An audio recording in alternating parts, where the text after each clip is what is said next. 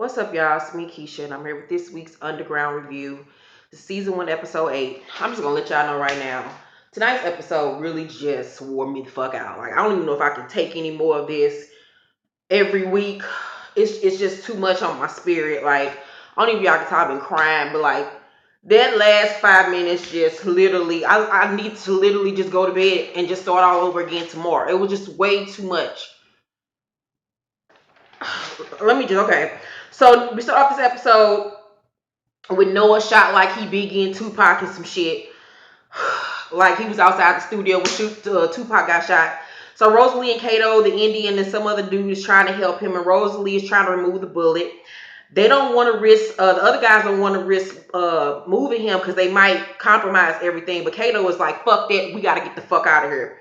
So what the dude tells them, they'll have a head start by being placed in the coffins, but they won't get across the river, but they'll make it into the next county or whatever. So Rosalie, while all this chaos is going on, gets the bullet out of Noah's shoulder, and he's lost so much blood. And they confirmed to us that Henry is dead, like I said last week. And I was like, rest in peace, Henry. I'll bring some pumpkin pie or cherry pie or apple pie, something to your funeral to the repast. They're told once that they get to their destination to look for a house with a light in the window and ask for a man named John. And I don't know if it clicked in Rosalie's head. I'm assuming she knows who John is and that this John, because the man said his whole name, John Holt, that he's talking about Master's brother, aka her uncle.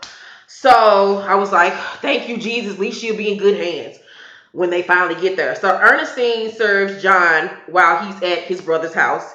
And John asks Ernestine on the low if her daughter's one of the Making Seven. And she looking at him like, nigga, shut the fuck up. Do you know where we at, nigga? Motherfucker, you trying to get me lynched? And he's like, he tells her that the survivor members have made it to Kentucky, and she's just so thankful for this news because of course she's been concerned about her daughter. So the Reverend and the tongueless butler come into the room, in the dining room, as she's leaving out. And so when she goes into the serving room, Master is standing there, he all in her ear, running his mouth about how he can't let the Reverend find out that Sam is on the loose because it's gonna make him look hella incompetent and hella fucking dumb. And so Ernestine assures him that the news won't leak if it stays between them two. And Master asks her about what about the boys, TR and James, like what if they talk? She's like, I already talked to them, everything is cool. TR is out riding his horses right about now. He won't be back until after the nomination. And James ain't gonna tell nobody because he ain't got nobody to talk to because him and TR ain't friends no more because of you. So Master says to her, your children are going to be the death of me. And she was like, excuse me, my children, nigga? No, our children. Don't get it twisted, nigga. James and Rosalie are both our fucking kids. So Reverend doesn't want John's influence on the Master because, John is, all for the black people. So then we switch over to the lead singer of Creed and his little gang of the backup dancers and band members. That man just reminds me of the band Creed for some reason. These slave catchers, and he's interrogating one of the helpers that's helping, the slaves on the Freedom Trail. But the dude just won't fucking break for nothing. And he's getting his ass beat by this dude. I mean, catching blows to the face, getting hit in the head with a gun and everything. But he will not break. So the dude gets a moment to try to shank the lead singer of Creed in the back. But instead, he gets shanked in his back. And so August and Ben come in the room and witness all of this. And then we skip back to Rosalie and the crew. And they're inside this chapel. And they're getting out of the coffins. No, I'm sorry. They're in the coffins or they're on the back of a wagon entering Pappy Jack, which is the next county. So August and Creed, the rest of them niggas, they decide to join forces. And August assures the dude or whatever with long, stringy black hair that he wants Rosalie and that he can have Noah and Kato. So the dude tells him that he realized that there are 3 dead bodies and there's 3 missing caskets, so they have to find out where they have gone off to. So Rosalie and Kato get out the coffins and they're placed in this chapel. And Noah is fucking delirious. He don't know where the fuck he's at. That nigga's on some Percocets. He got some Xanny in his system. He is just out of it. So Rosalie, oh, and he's having visions of Henry, mind you. So Rosalie is determined for him not to die and for them to get some medicine for him. But Kato was like, fuck that nigga. We up out this bitch. I'm not trying to get caught. He's just good enough. It's dead. And so Rosalie gets on her light skin bullshit. And she was like, let me remind you, motherfucker, that the Undertaker told me where the next station is, not you. You can't get there without me, boo-boo. So sit your light skin ass the fuck down, Drake. Views from the six. So, she said she ain't going nowhere without Noah. You got me and my sexual chocolate fucked up. And so I knew right then and there that they were going to start. I actually peeped this last week that they were going to start a love triangle between Rosalie, Kato, and Noah. At some point, her and Kato, well, it's already, no, Kato already started catching feelings for her, but she's going to start catching feelings for Kato at some point because they have this love-hate relationship, and it's going to be a whole big love triangle with them throughout the next couple of seasons. Watch. So her plan is for them to hide out in plain sight. And so she says, we're going to go to this store. We're going to steal us some good Givenchy, some good Vera Wang and shit. And we're going to walk up to the doctor's house like we the Obamas and shit. And when we get inside, we're going to steal some medicine. So they in the store and shit. And,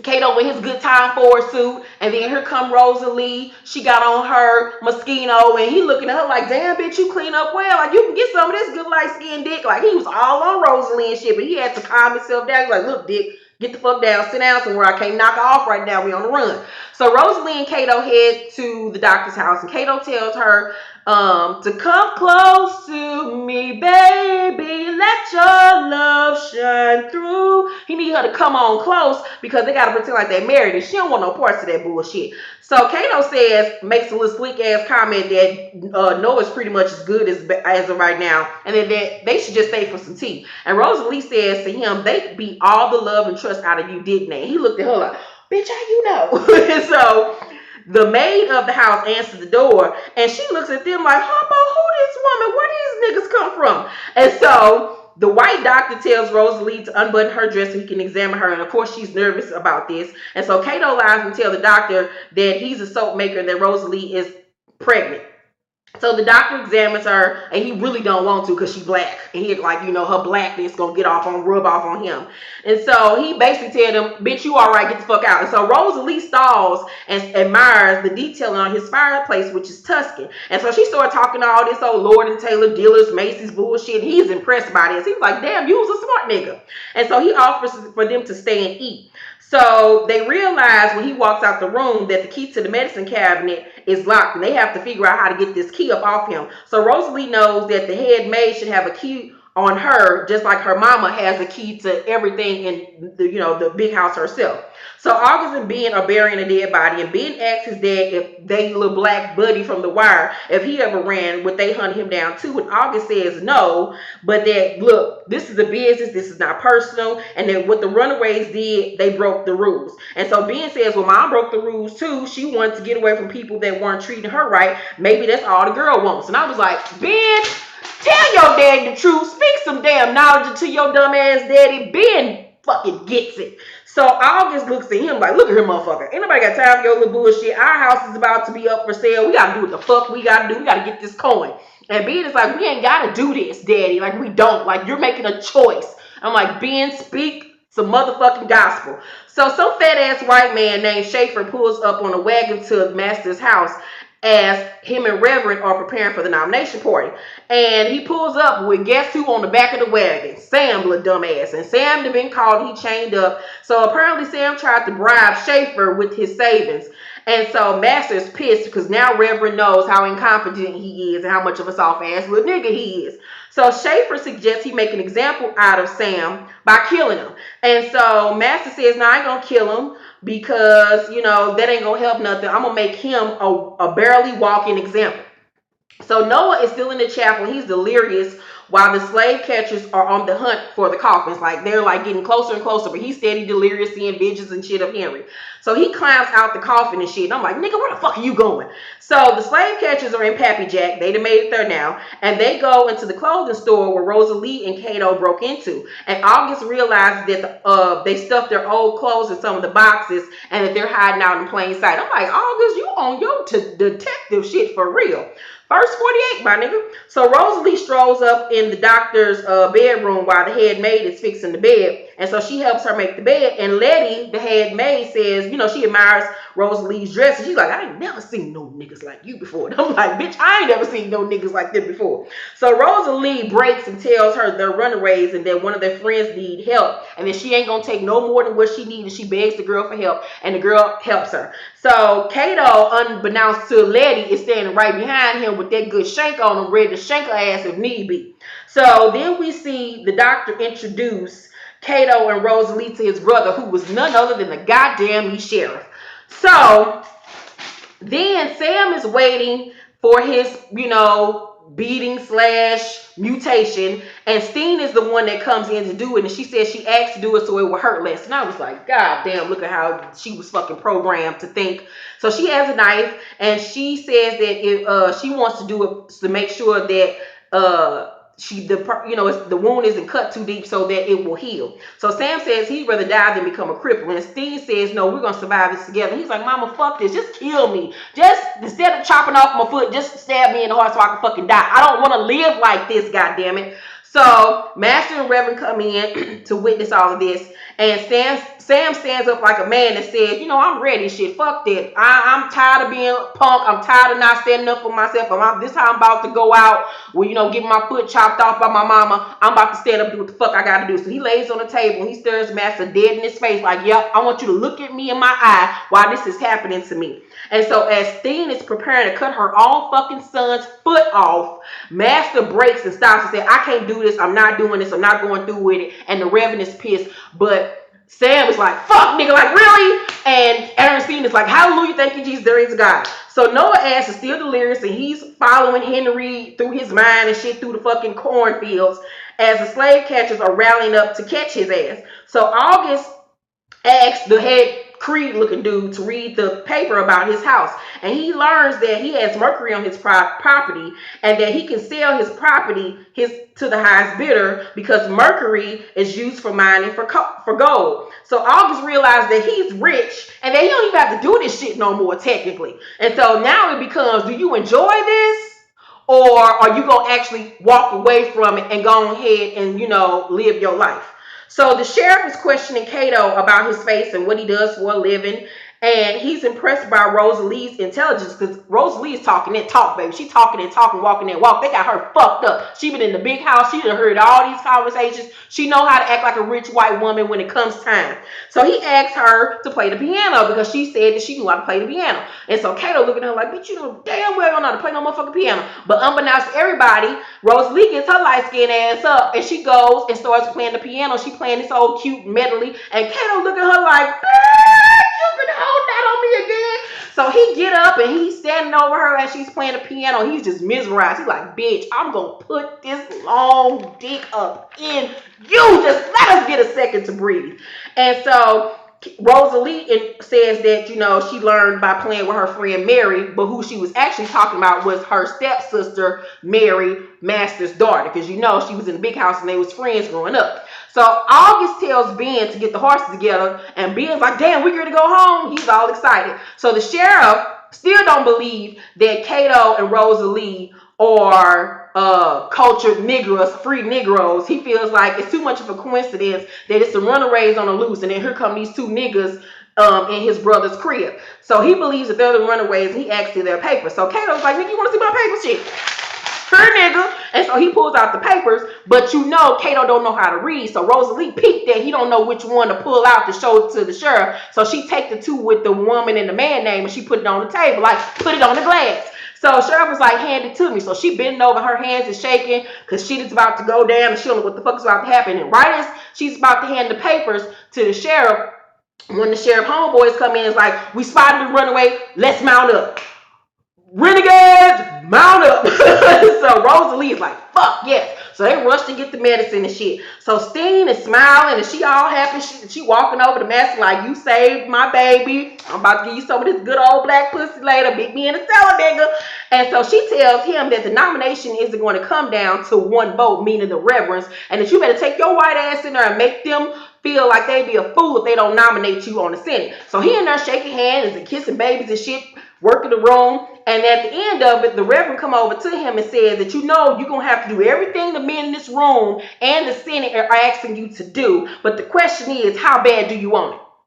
And so then we see Sting. She's going to Sam's room to go check on him. And she goes into the room and she realizes that he's not there. So her heart is pounding. My heart is pounding. So she's running around asking the other slaves, you seen Sam? You seen Sam? Ain't nobody seen Sam. So then she's running to go look for her son. And two of the slave handlers see her and they catch her and hem her ass up so she can't go to Master and stop him for what he's about to do. But we don't know what Master has done. So Noah is following Henry through these cornfields still as the slave catchers are nearing, and Rosalie is running out of the doctor's house. And as she's running out the doctor's house, Creed, the little Creed looking dude, run up on her like, ooh, bitch, I caught you. And so she goes to run, and August catches her and holds her, and he looking at her, and they looking at each other. They was giving each other a weird vibe, like, just calm the fuck down. He was giving her this look like, just calm down, like, don't do nothing stupid. I got you. And so I think he low-key liked Rosalie.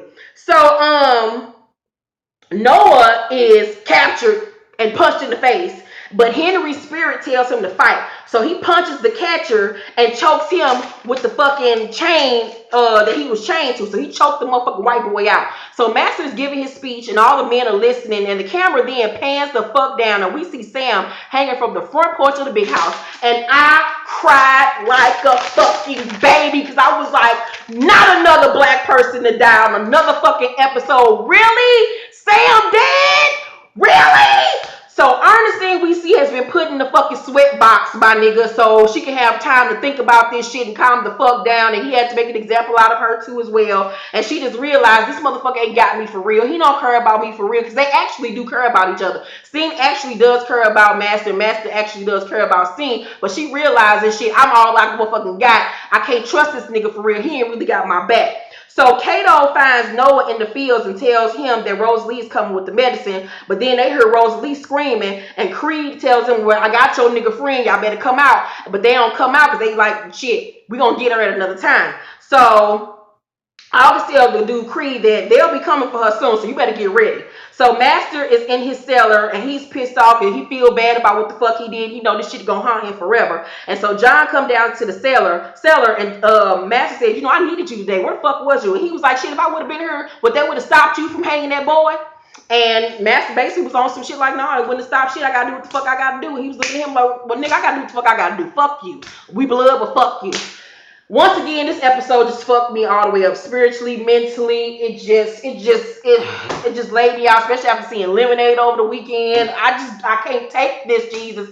And it's just like, I'm just so sad to see a black person die every fucking episode. But we know that this is what happened during those times. Black people just getting killed left and right. But I need to see some white blood on the pavement. I'm tired of this shit. Misha Green and John Legend and all the other executive producers and writers. We got to kill some of these white folks, goddamn. Some of these white folks got to be dead by the next 2 episodes. We only got 2 more episodes this season. Another thing, it has been renewed for season 2. So thank you, Jesus, that they're getting a second season. But these crackers got to fucking go. I know some of the cast members watch my reviews. Thank you so much for watching my reviews. Oh my God. Thank you all that watch it. Continue to share with your friends and tell your family friends about this show. This show is phenomenal. The writing is phenomenal. I want to be a writer on the show. I know you cast members watch. I'm an author. I'm a best-selling author. Put me on the damn writing team, please. This show is fucking phenomenal. I would love to work with Misha Green and just be around her and just get in her head and see her thought process.